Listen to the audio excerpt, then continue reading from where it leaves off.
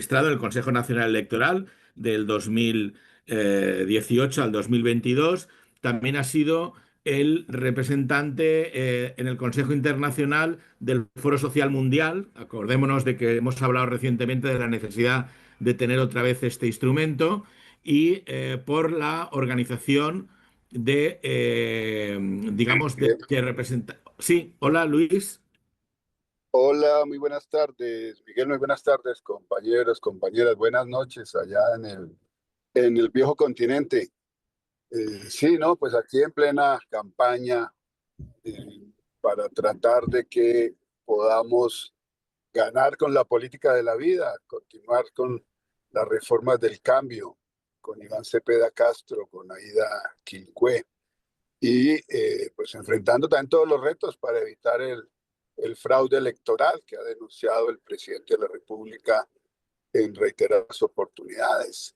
Aquí tenemos una firma privada desde hace ya más de 4 lustros, que es la que viene decidiendo en las elecciones a quién se eligen congresistas o no, y que intentó un fraude electoral hace 4 años, que nos quitaron 800.000 votos del pacto histórico que pudimos recuperar, pero también se intentó hacer un fraude contra la elección de Gustavo Petro Urrego en el 2022.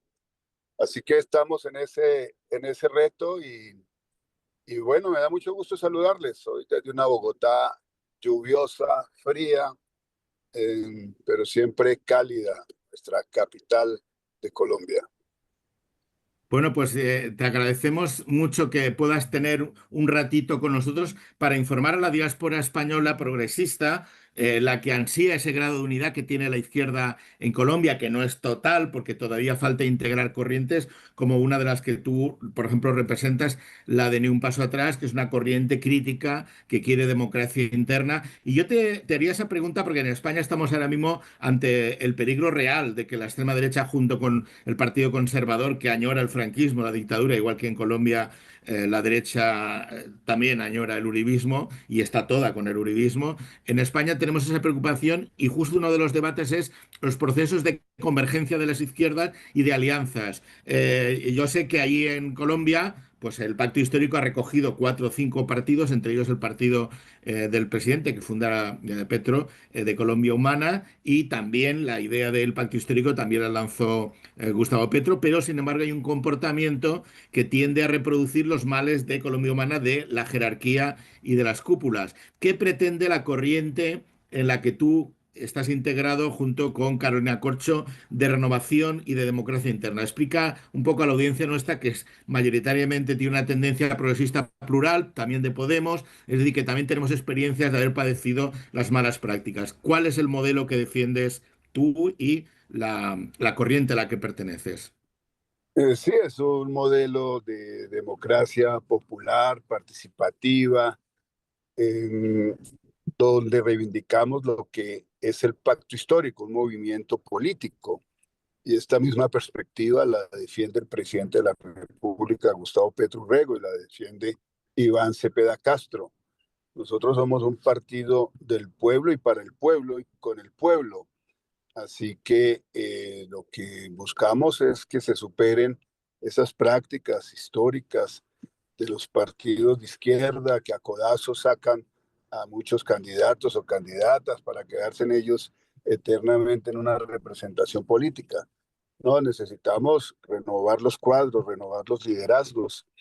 Por eso yo estoy acompañando a Carolina Corcho y la seguiré acompañando en el legislativo ahora como cabeza de lista donde fue electa senadora de la República y esperamos dentro de 4 años que pueda llegar a ser presidenta de Colombia, la primera mujer presidenta de este país.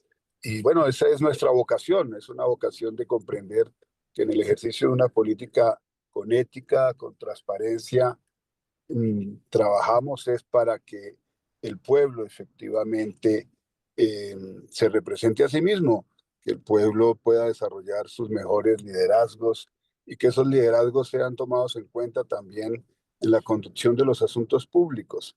Ese es nuestro compromiso y con una sentencia bíblica, y es la de que a este mundo llegamos es a servir y a no ser servidos, que viene del mensaje cristiano. Pero eso pues Sí, mayor relevancia tiene para quien pretende tener una representación popular. Nosotros no llegamos al Estado para servirnos del Estado, llegamos al mm, Estado para servirle al pueblo que nos elige o que contribuye precisamente a que tengamos alguna responsabilidad pública. Y de eso se eh, trata, una sí, revolución ética que la que coincidimos con Iván Cepeda Castro, y en esta tendencia que es ni un paso atrás con Carolina Corcho, que tiene una fuerza nacional creciente y una sí. fuerza internacional también muy importante.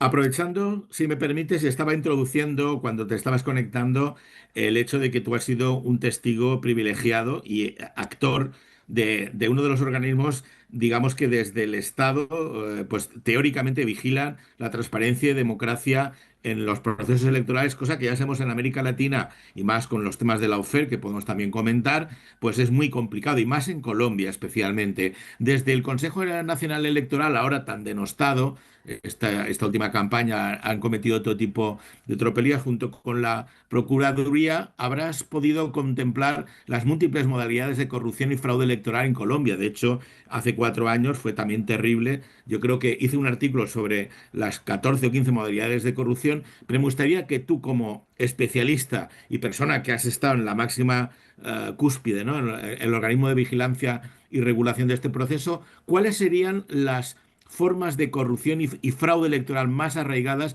y que más posibilidades tienen, bueno, y cómo se podrían erradicar estas modalidades a corto y medio plazo? Es decir, si se pueden evitar algunas en este proceso electoral que va a haber en prácticamente 2 meses y si alguna de ellas es un tema a largo plazo que habría que invertir recursos o qué organismos habría que suprimir, etcétera, etcétera. ¿Cómo lo ves? Sí, Miguel, lo primero que hay que señalar es que no tenemos una organización electoral que sea fiable.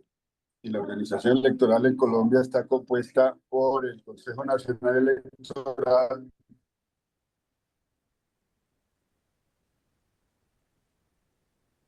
Se ha ido la voz. el Estado Civil,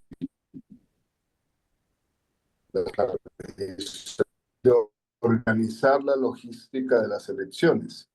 Estoy subiendo una segundito. ¿Me escuchan, Sí, ahora sí, se ha perdido Miguel? medio minuto, pero bueno, recuperamos la conexión. Ahora, estará entrando en un ascensor o en un garaje. Supongo que querrá poder hacer la entrevista desde una mayor comodidad. Bueno, pues había una serie de cuestiones Hola, Miguel que... Ángel. Ah, Ya. vale, te vas instalando. Hola, Miguel Ángel. Hola, ¿me Vale, escuchas de nuevo? sí, sí, ahora sí, te escuchamos. Sí, las modalidades de fraude electoral, las que son evitables y las que son tradicionales, sí. O sea, lo primero, después de años en la organización electoral,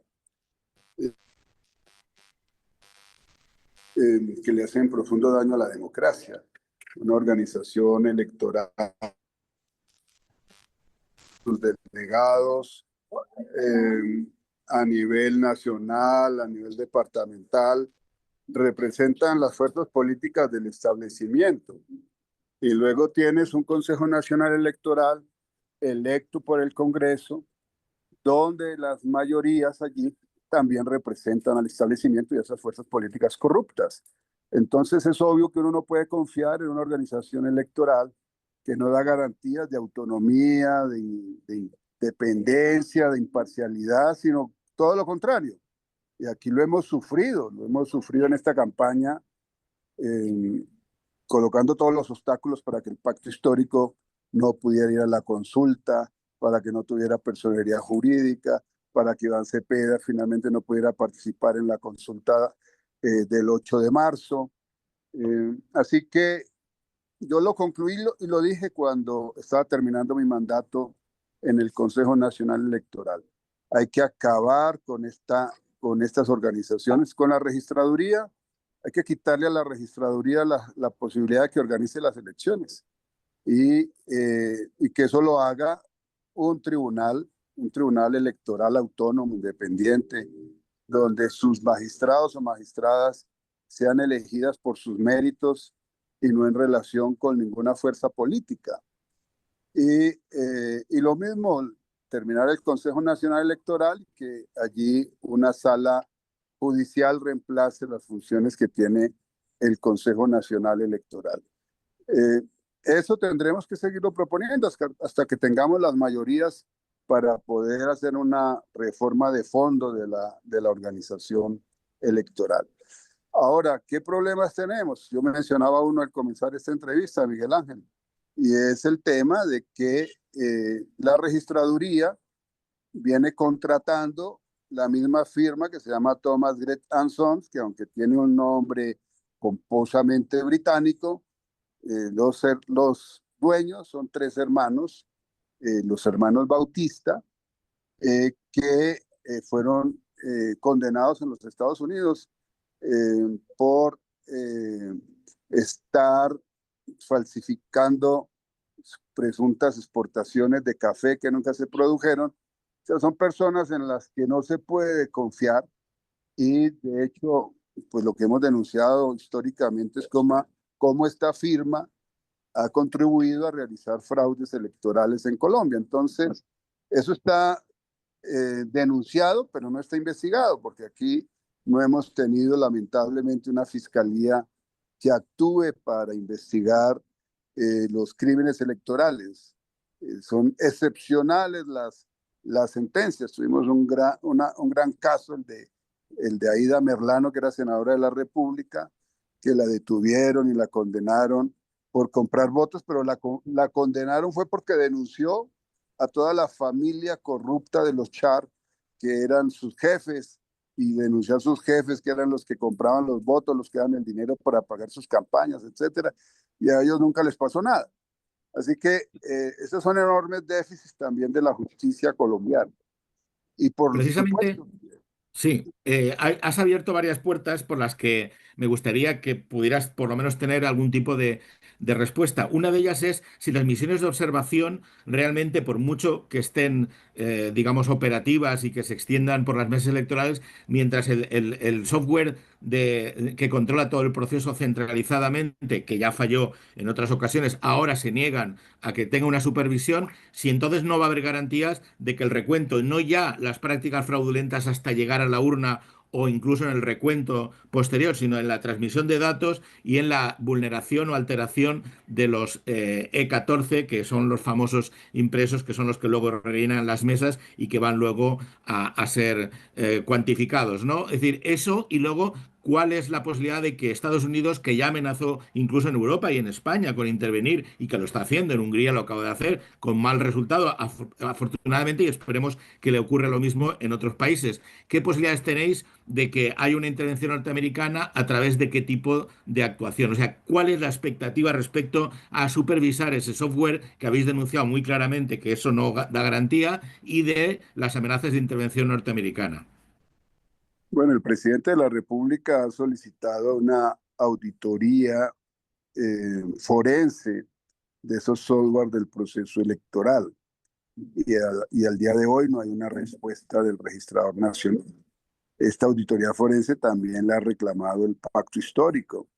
Y lo que se ha dicho por parte del registrador es que le va a entregar copia de espejo de estos software al Procurador General de la Nación, pero pues eso ya hemos visto que el procurador pues está casado con el registrador y han cuestionado muy duramente las críticas del presidente de la República porque no se ha cumplido con una sentencia del Consejo de Estado del 2018, del 8 de febrero del 2018, que estableció, este es un órgano judicial importante en Colombia, que estableció que tenía la organización electoral que tener su propio software para los procesos electorales.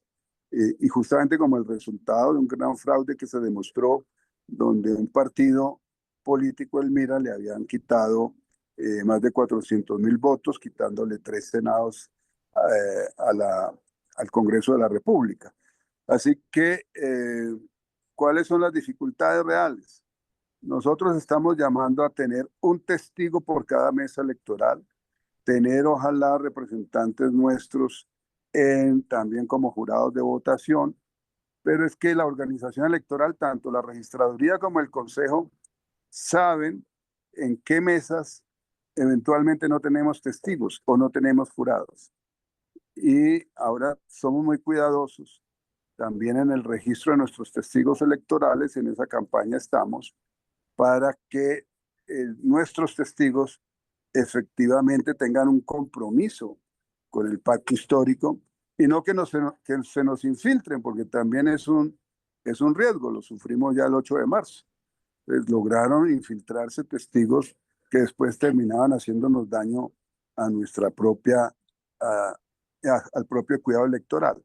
Entonces estamos en eso, reclutando abogados a nivel nacional, en todos los departamentos, preparándolos, coordinando para los eventuales reclamos en cada comisión escrutadora y testigos en cada mesa electoral, que van a ser más de 125.000 mesas desplegadas en todo el país y en el exterior.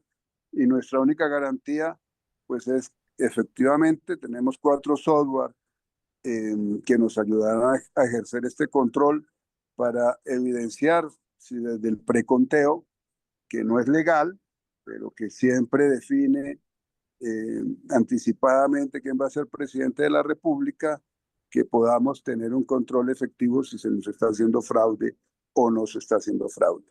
De eso se trata, Miguel Ángel. Esta es la apuesta en la que estamos.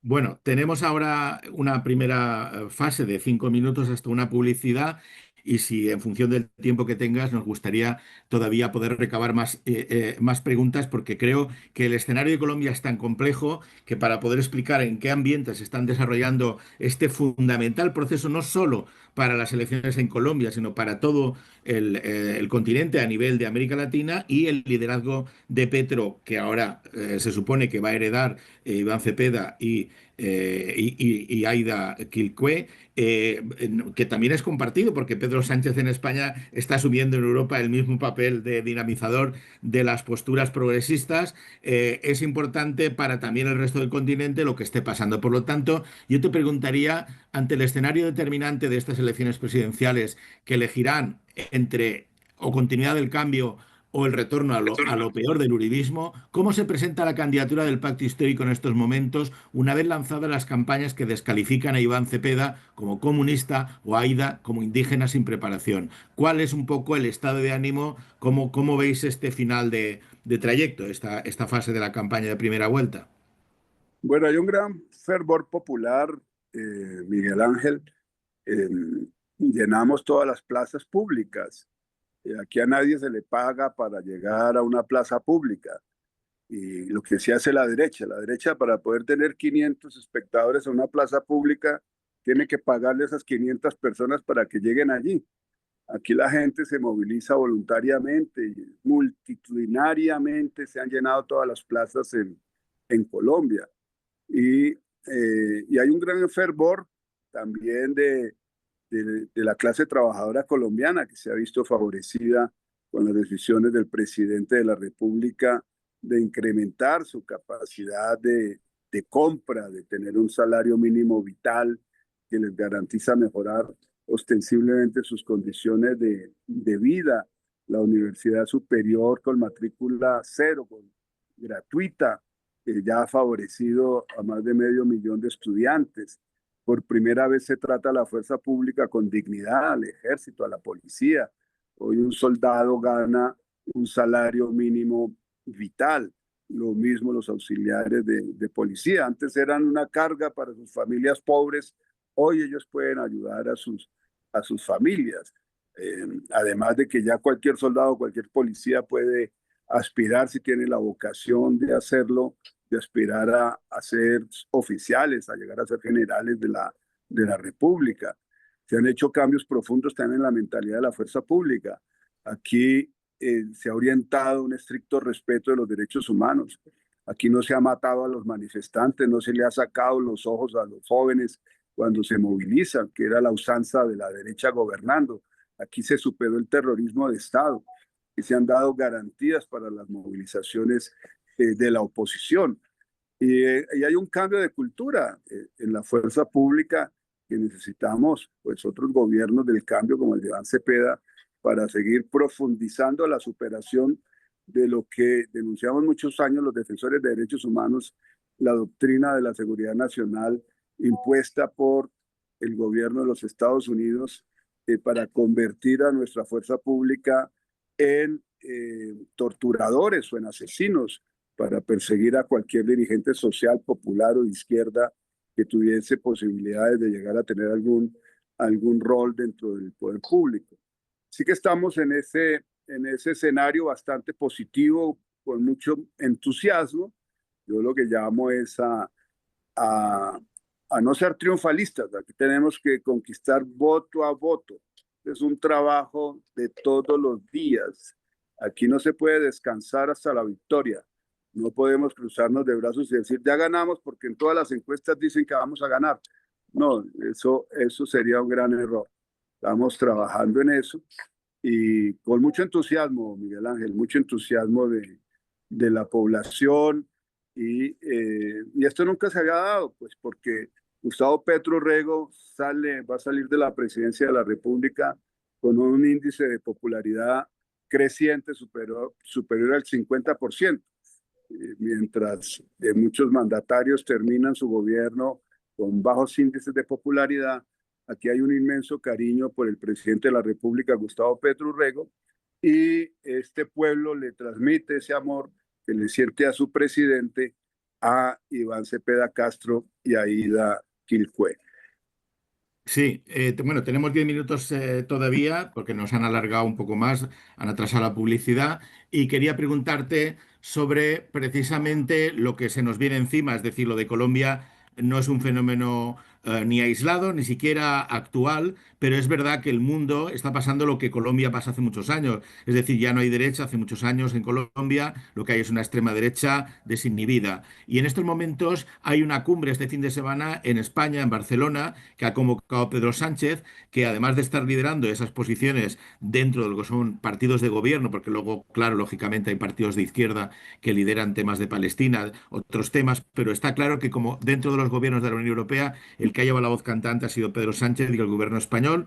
Y yo sé que Petro, también Claudia Sheinbaum, yo sé que Lula y otra gente importante, hasta creo que son 10 o 12 dirigentes, jefes de gobierno de países gobernados por gobiernos progresistas y de izquierda, están reuniéndose porque el peligro de crecimiento, no ya de la violencia y del militarismo, que estamos enfrentados continuamente a guerras, muchas de ellas inducidas, ¿no?, desde Estados Unidos e Israel, sino a la ideología fascista que está programando el odio al diferente y, por supuesto, al inmigrante, al latinoamericano, en el caso de Estados Unidos. Tú que además vienes de todo el tema judicial, ¿cómo ves el panorama de esta situación de crecimiento del fascismo? Y justamente como también era representante ante el Foro Social Mundial hace 20 y pico años, cuando se fundó en Porto Alegre y ahora se acaba de celebrar la primera conferencia internacional antifascista en Porto Alegre, te preguntaría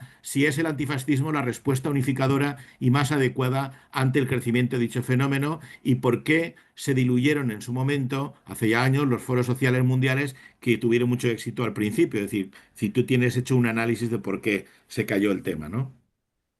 Bueno, Miguel Ángel, sí, yo creo, en primer lugar, que hay necesidad de reconstituir el Foro Social Mundial y puede hacerse a través de la necesidad de constituir una fuerza antifascista mundial. O sea, nosotros, la humanidad, tenemos la obligación de generar todos los puentes, todos los encuentros, todas las movilizaciones para detener estos alcances del fascismo que han venido aceleradamente afectando el planeta, la vida humana.